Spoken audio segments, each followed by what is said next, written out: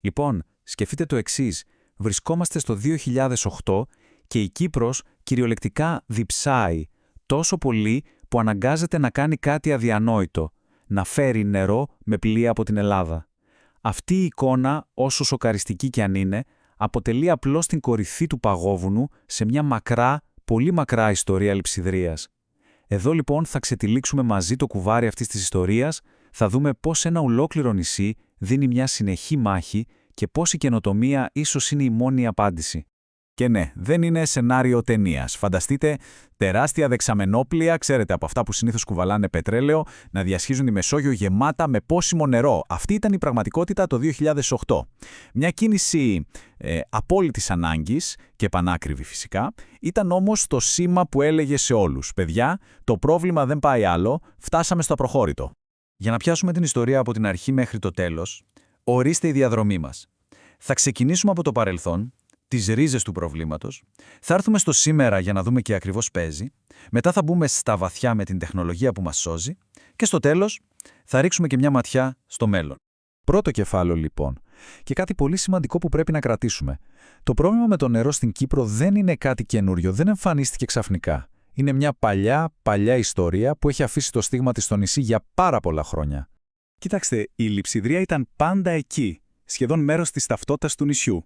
Το 2008 ήταν απλά το μπαμ, η στιγμή που η κατάσταση έφτασε στο μη περαιτέρω και φάνηκε καθαρά ότι οι παλιές μέθοδοι απλά δεν τραβούσαν πια. Και το ζώρικο ποιο είναι? Ότι ακόμα και σήμερα, με όσα έχουν γίνει, η πίεση στο νερό συνεχίζει να μεγαλώνει. Αυτό σημαίνει ότι πρέπει να ψάξουμε για λύσεις ακόμα πιο δραστικές. Πάμε λοιπόν στο σήμερα. Τι έχει αλλάξει από τότε? Η απάντηση δεν είναι απλή. Το νερό πλέον δεν είναι απλά ένα θέμα για το περιβάλλον. Έχει γίνει ένα μεγάλο γεωπολιτικό παιχνίδι. Και το καλό είναι ότι πλέον έχουμε τα εργαλεία, την τεχνολογία για να το παρακολουθούμε στενά. Και εδώ τα πράγματα περιπλέκονται. Το νησί είναι χωρισμένο και στη διαχείριση του νερού. Στο νότο, η βασική στρατηγική είναι τα φράγματα και φυσικά η αφαλάτωση. Στον βορρά, από την άλλη, η λύση ήρθε μέσω ενός τεράστιου έργου, ενός υποθαλάσσιου αγωγού που φέρνει νερό από την Τουρκία. Καταλαβαίνουμε αμέσως πόσο μεγάλο είναι το ζήτημα και πώς μπλέκεται η γεωπολιτική, έτσι. Ωραία. Η κατάσταση είναι κρίσιμη, το καταλάβαμε. Το ερώτημα είναι πώς ξέρουμε ανά πάσα στιγμή τι γίνεται, πόσο νερό έχουμε, πού βρισκόμαστε. Λοιπόν, η απάντηση κρύβεται σε μια λέξη. Δεδομένα. Και εδώ είναι που η τεχνολογία κάνει τα μαγικά της. Σήμερα μπορούμε να παρακολουθούμε τα πάντα σε πραγματικό χρόνο. Υπάρχουν φανταστικές πρωτοβουλίες, όπως το site fragmata.info, που παίρνει τα επίσημα, κάπως βαρετά στοιχεία και τα κάνει εικόνα, τα κάνει κάτι απλό που το καταλαβαίνει ο καθένας. Μπαίνεις μέσα και βλέπεις κατευθείαν πόσο γεμάτα είναι τα φράγματα. Τόσο απλά. Ένα τέτοιο γράφημα, όσο απλό κι αν φαίνεται, λέει πάρα πολλά. Όταν βλέπεις έναν αριθμό, ας πούμε 45% πληρότητα, δεν χρειάζεται να είσαι ειδικός για να καταλάβεις το μέγεθος του προβλήματος. Αυτή η διαφάνεια, το να βλέπουμε όλη την πραγματικότητα, κάνει την ανάγκη για σωστή διαχείριση, ξέρετε, ακόμα πιο φανερή. Ωραία, είδαμε πώς παρακολουθούμε το πρόβλημα. Πάμε τώρα στο ζουμί. Πώς το αντιμετωπίζουμε? Ποια είναι δηλαδή τα μεγάλα όπλα της Κύπρου σε αυτή τη μάχη με τη δίψα? Βασικά στηριζόμαστε σε δύο πολύ δυνατούς πυλώνες. Τεχνολογίες που δουλεύουν και είναι δοκιμασμένες. Πρώτον, η αφαλάτωση. Παίρνουμε δηλαδή το νερό της θάλασσας και το κάνουμε πόσιμο. Και δεύτερον, η ανακύκλωση λιμάτων. Πολύ σημαντικό και αυτό, παίρνουμε το χρησιμοποιημένο νερό και το καθαρίζουμε για να το αξιοποιήσουμε ξανά. Η αφαλάτωση είναι κυριολεκτικά σωτήρια.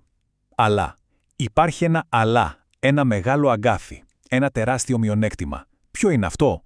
Το κόστος. Και πιο συγκεκριμένα, είναι το κόστος για να δουλέψει όλο αυτό το σύστημα. Και ο νούμερο ένα παράγοντας εδώ είναι το ρεύμα. Οι μονάδες αφαλάτωσης καίνε απίστευτο ρεύμα, είναι τρομερά ενεργοβόρες. Και πάνω σε αυτό πρέπει να προσθέσουμε και το κόστος για τα αναλώσιμα. Τα ειδικά φίλτρα και τις μεμβράνες που θέλουν συνέχεια αλλαγή. Για να έχουμε μια τάξη μεγέθους, η Αρχή Ηλεκτρισμού Κύπρου, η ΑΕΚ, χρεώνει αυτές τις μονάδες με περίπου 15 σεντ την κιλοβατόρα. Τώρα, 15 σεντ μπορεί να μην ακούγεται σαν κάτι τρομερό. Αλλά σκεφτείτε ότι μιλάμε για εκατομμύρια κυβικά μέτρα νερού. Ο λογαριασμός στο τέλος είναι αστρονομικός.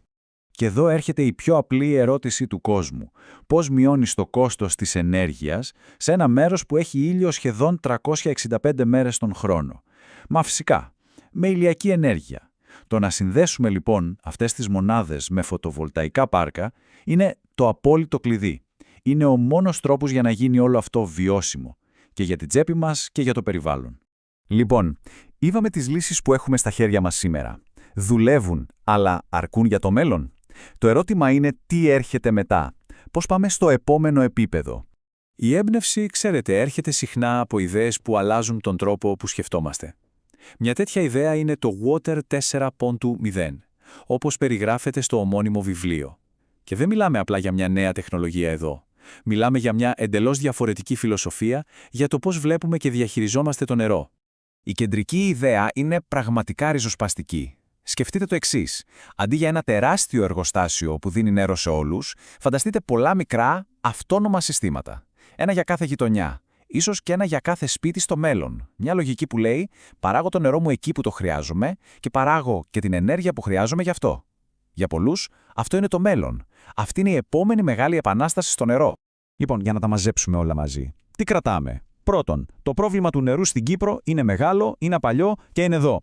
Δεύτερον, η τεχνολογία και κυρίως η αφαράτωση είναι η άμυνά μας. Τρίτον, ο ήλιος είναι το μυστικό για να κάνουμε αυτή την άμυνα βιώσιμη. Και τέταρτον, το μέλλον μάλλον πάει προς τα μικρά, τοπικά και αυτόνομα συστήματα.